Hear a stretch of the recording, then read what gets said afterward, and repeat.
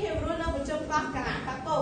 គឺយកចូលដល់ចំណុច2.1ការប្រៀបធៀបភាពរស់ប្រជុំកោះកាឡាប៉ាកូជាមួយភាពរស់នៅអាមេរិកខាងត្បូងអញ្ចឹងបើចឹងនៅក្នុងចំណុចនេះគឺគាត់ធ្វើការប្រៀបធៀបទៅលើសត្វអង្គុយនៅលើកោះហើយនិងសត្វអង្គុយនៅលើទ្វីបចឹងសត្វអង្គុយលើកោះនិងសត្វអង្គុយលើទ្វីបថ្មីច្បាស់តែវាមានតាមកំណើតចេញមកពីទ្វីបតែមួយមែនតែវាស្ថិតនៅលើកោះវាត្រូវការបន្សាំខ្លួននាំឲ្យលក្ខណៈរបស់វាឬក៏រូបរាងសារពាង្គកាយរបស់វាក៏ខុសពីសត្វអង្គុយនៅលើទ្វីបដូចគ្នាដែរចឹងយើងសង្កេតឃើញថាសត្វអង្គុយនៅលើកោះកាឡាប៉ាកូគឺសង្កេតឃើញថាមានក្រញាំជើងធំធំឯសត្វអង្គុយនៅលើទ្វីបគឺមានក្រញាំជើងទូចបានជាសត្វអង្គុយលើកោះមានក្រញាំជើងធំគឺវាត្រូវការមានកម្លាំងកាយមាំមួនមានក្រញាំជើងធំដើម្បីចាក់ដោមថ្មព្រោះប្រជុំកោះគឺវាអត់មានដើមឈើអត់មានរុក្ខជាតិទេគឺវាសម្បូរទៅដោយថ្មហើយនឹងថ្មធំនឹងទឹកសមុទ្រនៅជិតហ្នឹងអញ្ចឹងវាត្រូវការក្រញាំជើងធំមានកម្លាំងខ្លាំងហើយវាមានធំដើម្បីញ៉ាំតោងថ្មនោះដើម្បីរកចំណីជាអាហារគឺដូចជាស៊ីសារាយសមុទ្រស៊ីសារាយក្នុងសមុទ្រស៊ីរុក្ខជាតិសត្វអិតនៅក្នុងស៊ីសត្វអិតនៅក្នុងទឹកសមុទ្រជាដើមរីឯសត្វបង្គួយនៅលើទ្វីបវិញដោយសារនៅលើទ្វីបគឺសម្បូររុក្ខជាតិជាច្រើនអញ្ចឹងវាគ្រាន់តែត្រូវការយើងសង្កេតឃើញកញ្ញាជើងវាទូចហើយមានទំហំតូចល្មមដើម្បីតាមដើមឈើស៊ីរុក្ខជាតិឬក៏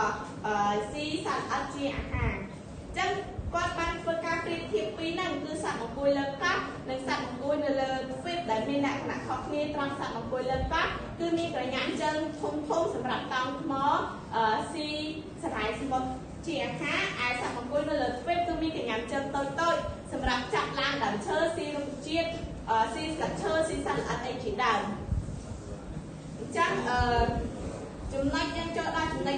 2.2ការប្រៀបធៀបភាពរស់នៅលើកោះផ្សេងនៃប្រជុំកោះកាឡាប៉ាកូអញ្ចឹងនៅក្នុងប្រជុំកោះកាឡាប៉ាកូដដែលតែគាត់ធ្វើការប្រៀបធៀបលក្ខណៈคล้ายគ្នាអញ្ចឹងប្រជុំកោះកាឡាប៉ាកូគាត់ធ្វើការប្រៀបធៀបទៅលើសត្វអណ្ដើកអញ្ចឹងគាត់សង្កេតឃើញថាសត្វអណ្ដើកនៅកោះនីមួយគឺមានលក្ខណៈខុសប្លែកពីគ្នាទាំងអស់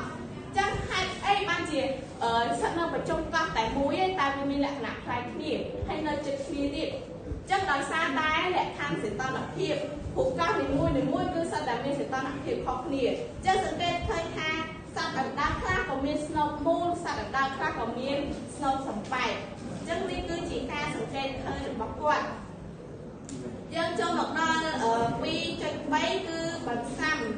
ចឹងនឹងចូលដល់ចំណុចបន្សាំយើងត្រូវដឹងអំពីនិយមន័យបន្សាំចឹងបន្សាំគឺជាលក្ខណៈមួយដែលអាចឲ្យភាពរស់មានជីវិតនិងបន្តពូជបានសមស្របទៅនឹងមជ្ឈដ្ឋានដែលវារស់នៅ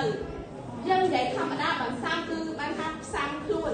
ធ្វើឲ្យខ្លួនឯងសម្របទៅនឹងមជ្ឈដ្ឋានឬក៏កលៈទេសៈដែលយើងកំពុងរស់នៅគេថាជាលក្ខណៈមួយដែលអាចឲ្យភាពរស់មានជីវិតនិងបន្តពូជបានយកដូចយើងឧទាហរណ៍មួយចឹងគឺការរស់នៅសីតុណ្ហភាពខុសគ្នានៅប្រទេសខុសគ្នាចឹងកាលណាយើងទៅរស់នៅក្រៅយើងត្រូវការបន្សាំខ្លួនចឹងភាពរស់ដូចគ្នាភាពរស់គឺត្រូវការបន្សាំខ្លួនទៅនៅកន្លែងដែលវារស់នៅដើម្បីអាចឲ្យវាមានជីវិតនិងបន្តពូជបានចឹងយើងធ្វើការសង្កេតទៅលើលក្ខណៈបន្សាំរបស់សត្វស្លាបនៅប្រជុំកោះកាឡាប៉ាកូអញ្ចឹងយើងធ្វើការប្រៀបធៀបទៅនឹងសត្វស្លាបនៅប្រជុំកោះកាឡាប៉ាកូថាតើវាមានលក្ខណៈខុសគ្នាដូចម្ដេចខ្លះក្នុងការបន្សាំរបស់វាព្រោះសត្វមួយវាអាចមានលក្ខណៈខុសផ្សេងពីគ្នានៅតំបន់ផ្សេងគ្នាដោយសារតែលក្ខខណ្ឌសីតុណ្ហភាពអញ្ចឹងយើងនឹងកលែកមកមើលសត្វបក្សីម្យ៉ាងដែលមានឈ្មោះថា Fin អញ្ចឹងសត្វ Fin គឺជាសត្វបក្សីមួយប្រភេទដែលរស់នៅលើកោះកាឡាប៉ាកូអញ្ចឹងយើងឃើញថាក្បាលបក្សីសត្វ Fin តែមួយប្រភេទទេតែយើងគឺសង្កេតឃើញអីមានខុសគ្នាយ៉ាអញ្ចឹងគាត់យើងសង្កេតឃើញថាចម្ពោះរបស់បក្សី Fin តែមួយប្រភេទតែមានចម្ពោះខុសគ្នាទាំងអស់ចឹងយើងសង្កេតមកចម្ពោះទី1គឺវាមានចម្ពោះរាងវែងដើម្បីស្រូបជញ្ជក់យកអាហារវារាងវែងស្រួចឆ្មាដើម្បីស្រូបជញ្ជក់យកអាហារដល់ពេលចម្ពោះមួយនេះវិញគឺ រៀងកោងខប់ដើម្បីចាប់សត្វស៊ីចាប់សត្វរំពាសម្រាប់ជាចំណីរបស់វាចឹងបានថាសត្វរំពាក៏វារៀងធំគ្រាន់បានដែរចឹងត្រូវការអាមាត់បាក់សីវិញនេះធំដែរទើបអាចចាប់សត្វរំពានឹងស៊ីបានចំណុចបន្តទៀតគឺចំពោះរៀងវែងហើយធំសម្រាប់ត្រង់យកអាហារផ្សេងដែលវាហោះហើរទៅកន្លែងផ្សេងដើម្បីចាប់យកអាហារមួយទៀតយើងសង្កេតឃើញមានចំពោះសម្ប៉ាចសម្រាប់កញ្ជ្រោកយកអាហារក្នុងភក់នេះជាកញ្ជ្រោកសម្ប៉ាចចំពោះសម្ប៉ាចហើយក៏មានចំពោះផ្សេងទៀតចឹងបើសួរថាតើអាចយកអាចំពោះវែងទល់ឆ្មានេះទៅកញ្ជ្រោកយកក្នុងភក់បានអត់បានប៉ុន្តែវាមានលក្ខណៈពិបាកក្នុងការផ្សាំខ្លួនពិបាកក្នុងការរកចំណីព្រោះចំពោះវាទូចអាចទៅបលុញភក់ទៅរកចំណីសត្វ